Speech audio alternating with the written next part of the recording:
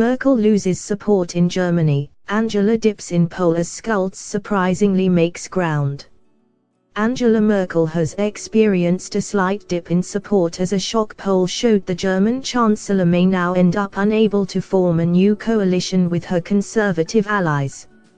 Support for the Christian Democratic Union, CDU, and Christian Social Union, CSU, slipped by 2 points at the same time as a 1% fall for the Free Democratic Party, FDP, according to a new survey.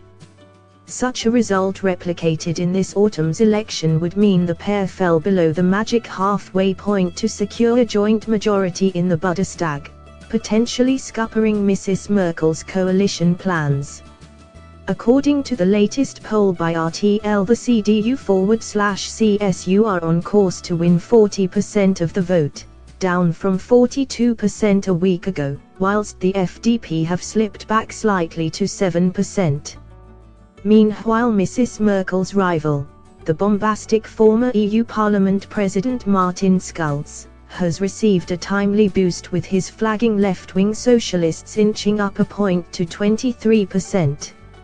Elsewhere, the Green Party is stable on 8%, tied with the Left Party and the far-right Alternative for Germany, AfD, whilst a massive quarter of voters say they still haven't chosen at all. In the immediate aftermath of Mr. Schulz announcing his candidacy, the Social Democratic Party, SDP, experienced a renaissance and almost overtook the Chancellor in some polls, but it has since slipped back. He is still languishing far behind Mrs. Merkel and is incredibly unlikely to be able to form a government, with his personal polling figures also far behind the still popular leader. According to one survey, when asked to choose which individual leader they would prefer to elect, half of Germans plumped for Mrs. Merkel and just 21% chose Mr. Schulz.